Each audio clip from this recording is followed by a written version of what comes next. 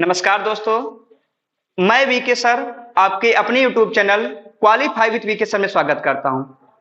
दोस्तों आज मैं जो है जीएस पोर्शन का लॉन्ग क्लासेस लेके आया हूं। लंबा पैटर्न देने जा रहा हूं आपको, ठीक है। और जीएस में मैं सबसे पहले संविधान को उठाऊंगा और संविधान में मैं ऐसे टॉपिक को पहले लूंगा जो किसी वीडियो में नहीं मिलेगा आपको। ये मान चलिए यूट्यूब चैनल तो बने हैं, लेकिन सब लोग जो है संविधान के गठन से शुरू कर देते हैं। मैं संविधान की ऐतिहासिक पृष्ठभूमि से स्टार्ट करूंगा। देखना दोस्तों, क्लास आपको बहुत अच्छा लगेगा। मैं आपको जो है तह से लेके जाऊंगा। मैं नींव से उठा के तब जाके संविधान की को लागू करूंगा।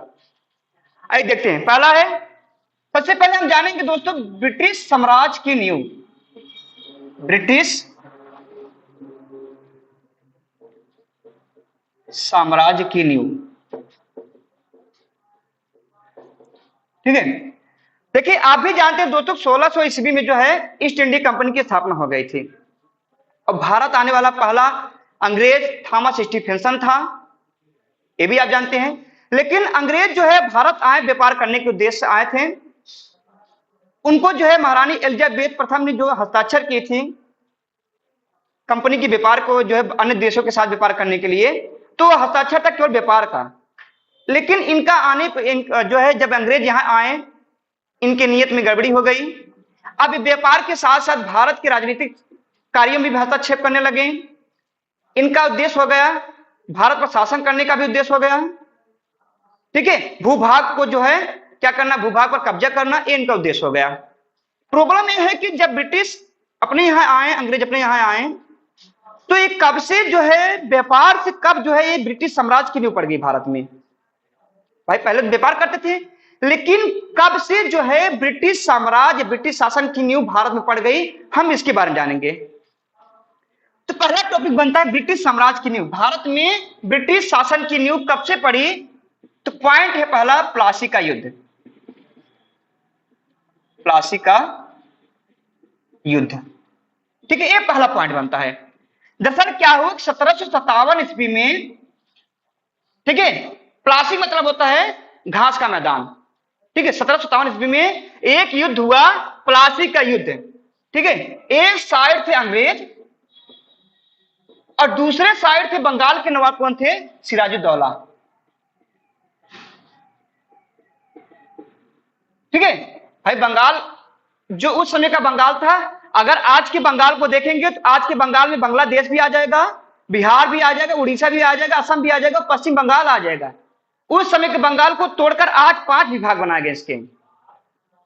इसीलिए पहले के बंगाल को विद्रोह की नगरी कहा जाता था, ठीक है, क्योंकि जो भी विद्रोह हुए सब बंगाल में ज्यादातर दिखते हुए हैं। क्योंकि बंगाल पहले बहुत बड़ा था, इसका क्षेत्र बहुत बड़ा था, व्यापक था। जो भी व्यापार होता था बंगाल में होता था अधिकतर, ठीक है। अब देखिए तो 1757 ईस्वी में एक युद्ध हुआ, प्लासी का युद्ध हुआ। एक साइड अंग्रेज थे, दूसरे साइड था सिराजुद्दौला थे। अंग्रेज में कौन था, रॉबर्ट क्लाइव था। रॉबर्ट क्लाइव था। ध्यान दीजिए, अब इस युद्ध में सिराजुद्दौला और अंग्रेज रॉबर्ट क्लाइव के मध्य युद्ध हुआ, ठीक है। दरअसल क्या है कि युद्ध में जब अगले दिन युद्ध की शुरुआत हुई, तो जो सिराजुद्दौला का सेनापति है मीर जाफर, कौन है, मीर जाफर, इस असुरा क्या किया ये जान लीजिए। इसके नियंत्रण में सिराजुद्दौला की 50,000 सेना थी, 50,000 सेना थी। अगले दिन क्या हुआ कि रॉबर्ट क्लाइव ने क्या किया, एक दिन पहले ही इसने क्या की, युद्ध की नीतियां शुरू कर दिया, रणनीतियां शुरू कर दिया। अब इसने क्या किया कि जो है सिराजुद्दौला के जो भी विश्वसनीय अधिकारी थे, व्यापारी थे, सेनापति थे, उनको जो है रिश्वत देकर मिला लिया। और यहां तक मीर जाफर को भी क्या किया कि कहा कि तुम मेरा क्लासिक युद्ध में साथ दो, मैं तुमको जो है बंगाल का अगला नवाब बनाऊंगा। तो अगले दिन युद्ध में यही हुआ। इस असुरा क्या किया मीर जाफरवा, इसने क्या किया कि जो 50,000 सेना थी इसके अंडर में, ठीक है, युद्ध में लेकर प्रस्तुत ही नहीं हुआ। अब 50,000 सेना ने क्या किया, रॉबर्ट जो है सिराजुद्दौला को इस युद्ध में धोखा दे दी। जब सिराजुद्दौला का सेनापति ही नहीं प्रस्तुत हुआ, 50,000 सेना नहीं उपस्थित हुआ, तो रॉबर्ट क्लाइव ने क्या किया, अपनी कुशल रणनीति की वजह से, आधुनिक हथियारों की वजह से क्या किया, इस युद्ध में विजयी रहा। कहा जाता है कि इस युद्ध में जो है रॉबर्ट क्लाइव जो है जो है अपने सैन्य बल से नहीं जीता था, गद्दारी के बल से जीता था। ठीक है, अब गद्दारी कियत कौन था? मीर जाफर। इसलिए मीर जाफर को जो है देशद्रोही भी कहा जाता है। मीर जाफर जो है क्लाइव का गीदड़ गधा भी कहा जाता है। ठीक है, जब इस युद्ध में सिराजुद्दौला पराजित हुआ, इसका पुत्र मारा जाता है, सिराजुद्दौला युद्ध क्षेत्र छोड़कर भाग जाता है, चला जाता है मुर्शिदाबाद चला जाता है। ठीक है, तो इस युद्ध के बाद जैसे रॉबर्ट क्लाइव ने जिस प्रकार से वचन दिया था मीर जाफर को कि हम आपको अगला नवाब बनाएंगे, तो मीर जाफर को अगला नवाब बनाया भी जाता है। ठीक है, मीर जाफर को अगला नवाब बनाया जाता है। लेकिन जान लीजिए कि जब भाई मीर जाफर को अंग्रेज नवाब बना है, तो सोच सकते हैं कि अब कितने नवाबी करेगा ये। अब यहां मीर जाफर तो नवाब था, लेकिन किस काम का? आज के राष्ट्रपति के समान किसी काम का नहीं भाई। ये सारे कार्यों में जो है रॉबर्ट क्लाइव हस्तक्षेप करता था, अंग्रेज हस्तक्षेप करने लगे। मीर जाफर कोई भी कार्य खुल के जो है निर्णय नहीं ले सकता था। अंग्रेज को जब भी जरूरत पड़ती धन की, वो ले लेते थे, मीर जाफर से लेते रहते थे, जहां मन करता वहां व्यापार करते थे। तो इससे क्या साबित होता है कि पहली बार भारत में ब्रिटिश साम्राज्य की नींव कहां से पड़ी? प्लासी के युद्ध के बाद पड़ी। क्योंकि मीर जाफर जो है शासक तो था, नवाब था बंगाल का, लेकिन ये नाम मात्र का था, सारे शासन तो अंग्रेज करते थे। ठीक है, ये नींव पड़ी अभी। अब आइए दूसरी पॉइंट बनते हैं। दूसरी पॉइंट बढ़ती है, वास्तविक नींव की बात होती है। किसकी? वास्तविक नींव की बात पड़ती है कि ब्रिटिश साम्राज्य की वास्तविक नींव कब से पड़ी। तो ये भी जान लीजिए, ब्रिटिश साम्राज्य की भारत में वास्तविक नींव जो है 1764। ठीक है, 1764 के बक्सर के युद्ध से। कहां से? बक्सर के युद्ध से। ठीक है, बक्सर के युद्ध से भारत में ब्रिटिश साम्राज्य की वास्तविक नींव पड़ गई। अब जान लीजिए कैसे वास्तविक नींव पड़ी है। यहां कुछ नवाब होता था, शासन करता था नवाब, इसकी इशारा चलता था। लेकिन यहां देखिए 1764 ईस्वी में हेक्टर मुनरो जो नेतृत्व कर रहा था युद्ध का, अंग्रेज की तरफ से था हेक्टर मुनरो। और इधर साइड कौन कौन सा था? अवध का नवाब सुजाउद्दौला। 3 लोग शामिल थे। दूसरा नवाब मीर कासिम, ये बंगाल का पूर्व नवाब है। ये जब कभी मैं आपको आधुनिक इतिहास पढ़ाऊंगा तो वहां बताऊंगा कि मीर कासिम का क्या रोल था उसमें। तीसरा जो है आपका शाह आलम द्वितीय, मुगल शासक, ये भी परेशान था अंग्रेजों से। अब जान लीजिए कि 1764 ईस्वी में बक्सर के युद्ध में, ठीक है, अंग्रेज नेतृत्व कौन कर रहा था? मुनरो। और दूसरे पक्ष में कौन था? सुजाउद्दौला, अवध का नवाब था। एक साइड पूर्व नवाब बंगाल का जो मीर कासिम था, और कौन था? शाह आलम द्वितीय था। और अंग्रेज अधिकारी मुख्य कौन था? रॉबर्ट क्लाइव ही था, रॉबर्ट क्लाइव। ठीक है, अब इसमें देखिए युद्ध का कारण जान लीजिए। पहली बात, युद्ध कारण क्या है कि जो है अवध में अंग्रेजों का हस्तक्षेप, पहला कारण हो गया। दूसरा कारण जो है शाह आलम द्वितीय, यहां पर भी जो है मुगलों का कोई दांव पेच नहीं चल रहा था। अब मीर कासिमों का क्या रोल था? दरअसल क्या है कि जब मीर जाफर अगला नवाब बना, तो जब अंग्रेज जिससे कार्य में हस्तक्षेप नहीं करने देते थे, मन चढ़ के जो है बढ़ चढ़ के सारे कार्य करते थे, जब भी पैसे जरूरत पड़ती तब भी पैसे लेते थे। एक वक्त आया बंगाल की स्थिति खराब होने लगी और मीर जाफर जो है अंग्रेजों की पूर्ति करने में असफल रहा। तो अंग्रेजों ने क्या किया कि इसको गद्दी से हटाकर किसको बैठा दिया? मीर कासिम को बैठा दिया। ठीक है, जब मीर कासिम को बैठा दिया, वही स्थिति इसमें भी रही, लेकिन मीर कासिम थोड़ा चतुर रहा। एक क्या किया, बंगाल में जो है सैन्य प्रशिक्षण देने लगा, और इसकी भनक जो है अंग्रेजों को पड़ गई। ठीक है, अंग्रेजों को लग गई इसकी भनक। तो अंग्रेजों ने क्या किया कि मीर कासिम को गद्दी से हटा दिया। बंगाल के नवाब के पद से मीर कासिम गद्दी से हटाकर पुनः मीर जाफर को गद्दी पर बैठा दिया। किसको? पुनः मीर जाफर।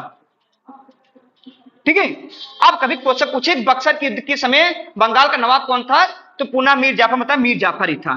ठीक है, इस युद्ध में भी क्या हुआ? रॉबर्ट क्लाइव ने अपने कुशल रणनीति, आधुनिक हथियारों, से क्या किया कि इस युद्ध में संयुक्त सेना अर्थात शुजाउद्दौला मीर कासिम शाह आलम को क्या किया, इस युद्ध में पराजित कर दिया, बक्सर के युद्ध में। ठीक है, जब युद्ध में पराजित हुआ मीर कासिम युद्ध क्षेत्र छोड़कर दिल्ली भाग गया। कहा जाता है कि वह कौन सा नवाब है जो अंग्रेजों का भी हाथ नहीं लगा था, तो मीर कासिम था, और दिल्ली में इसकी मृत्यु हो गई चलकर आगे चलकर। फिर क्या हुआ आगे देखिए, जब इस युद्ध में अंग्रेज विजयी हुए, ध्यान दीजिए, तो विजयी होने के बाद क्या हुआ कि जो है 1665, ठीक है, 1765 ईस्वी में, ठीक है, 1765 ईस्वी में क्या हुआ कि एक जो है संधि हुई। अब कौन संधि हुई? इलाहाबाद की प्रथम संधि। और 1765 में ही, मतलब डेटों का अंतर है, 12 और 16 अगस्त है, 12 अगस्त इसका है, 16 अगस्त इसका है। इलाहाबाद की द्वितीय संधि हुई।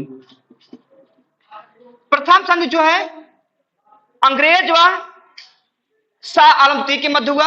शाह आलम द्वितीय से क्या हुआ, अंग्रेज व शाह आलम द्वितीय के मध्य हुआ। शाह आलम द्वितीय को जो है क्या किया गया, जो है शाह आलम द्वितीय को क्या किया गया कि जो है कड़ा मानीपुर का क्षेत्र देकर इलाहाबाद में रहने को कह दिया गया। अब मुगल प्रशासन भी जो है अंग्रेजों के हाथ में आ गई। और इधर अवध के नवाब जो थे शुजाउद्दौला को भी क्या किया गया, जो है शुजाउद्दौला से भी सारे अधिकार छीन लिए गए। अब शुजाउद्दौला भी अवध में कोई हस्तक्षेप नहीं कर सकते थे। और बाकी जो है मीर कासिम बंगाल का नवाब था ही नहीं। ठीक है, अब यहां से क्या हुआ, बक्सर के युद्ध के बाद की रोल क्या हुई कि बंगाल में एक नई पॉइंट आती है। बंगाल में एक नई पॉइंट यह है कि यहां से भारत में जो है ब्रिटिश साम्राज्य की नींव पड़ गई। और वास्तविक नींव पड़ी थी। रीजन क्या बता रहा आपको, रीजन ये जान लीजिए कि जब बक्सर का युद्ध हुआ, अवध का नवाब पराजित हुआ, मुगल प्रशासन पराजित हुआ, तो क्या हुआ कि रॉबर्ट क्लाइव ने क्या किया, ठीक है, एक ऐसी प्रणाली लाया, ठीक है, जिसे हम कहते हैं द्वैध शासन प्रणाली। द्वैध शासन प्रणाली, ठीक है दोस्तों। तो रॉबर्ट क्लाइव ने इस प्रणाली को लाया। लेकिन ध्यान दीजिए, हर एग्जाम में आज क्वेश्चन पूछता है द्वैध शासन प्रणाली। दरअसल क्या है कि इस शब्द का प्रयोग कौन किया है? लियोनस कार्टिनस।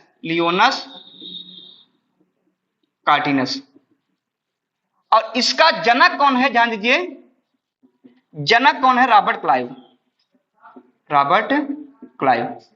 ठीक है दोस्तों, मोस्ट इंपॉर्टेंट क्वेश्चन है कि जो है द्वैध शासन प्रणाली के जनक कौन है? जो है रॉबर्ट क्लाइव है। और शब्द का प्रयोग कौन किया था? लियोनस कार्टिनस। हर एग्जाम यहां से क्वेश्चन पूछता है। 1765 से लेकर, मतलब बक्सर के युद्ध के बाद द्वैध शासन प्रणाली शुरू हो गई। अब द्वैध शासन मतलब होता है दो व्यक्तियों का शासन। दो व्यक्तियों का शासन, ठीक है।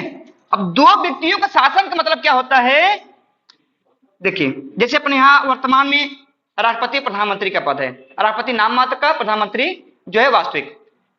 तो देखिए, पहला तो नवाब, भाई शासक कोई और रहेगा और शासन प्रणाली किसी और के हाथ में रहेगी, ठीक है। नवाब और अंग्रेज दोनों के मत क्या किया गया, जो है शक्तियों को बांट दिया गया। नवाब के हाथों में कहा कि भैया तुम एक काम करो, फौजदारी संभालो, फौजदारी मामला संभालो, सैन्य मामला तुम संभालो, ठीक है। और जो प्रशासन मामला था, अब सोच लीजिए, प्रशासन मामला, राजस्व मामला, ठीक है, ये सारे मामले अंग्रेजों के हाथ में चले गए। अंग्रेजों ने अपने हाथ में क्या किया? राजस्व मामला ले लिया, ठीक है। जो है प्रशासन संबंधित मामला पूरा अंग्रेजों के हाथ में चला गया। और नवाब के हाथ में फौजदारी मामला रह गया, और क्या रह गया? सैन्य संबंधी मामला रह गया। इसी को हम कहते हैं दो व्यक्तियों का शासन, दोहरी शासन प्रणाली, मतलब द्वैध शासन प्रणाली। रॉबर्ट क्लाइव इसका जनक है और शब्द का प्रयोग लियोनस कार्टिनस किए थे। और यह प्रणाली कब तक चलेगी? जान लीजिए, 1765 से लेकर 1772 के मध्य। आ रहे हैं दोस्तों, संविधान पे ही आ रहे हैं। 1765 से 1772 के मध्य तक जो है यह प्रणाली चली। लेकिन जान लीजिए, इसके मध्य 1765 1772 के मध्य अंग्रेज अधिकारी मनमाने ढंग से कार्य करने लगे। इतनी मनमाने ढंग से, मतलब नवाब का कोई रोल ही नहीं रह गया। नवाब तो पहले से नाम मात्र थे। अंग्रेज क्या करने लगे, ठीक है, मनमाने ढंग से कार्य करने लगे, ठीक है।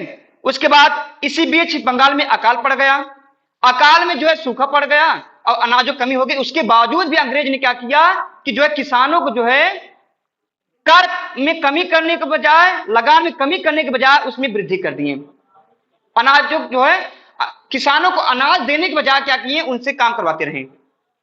एक समय आया कि बंगाल में क्या हुई, भुखमरी फैल गई, उद्योग धंधे का नष्ट हो गया, लोग बेरोजगार घूमने लगे।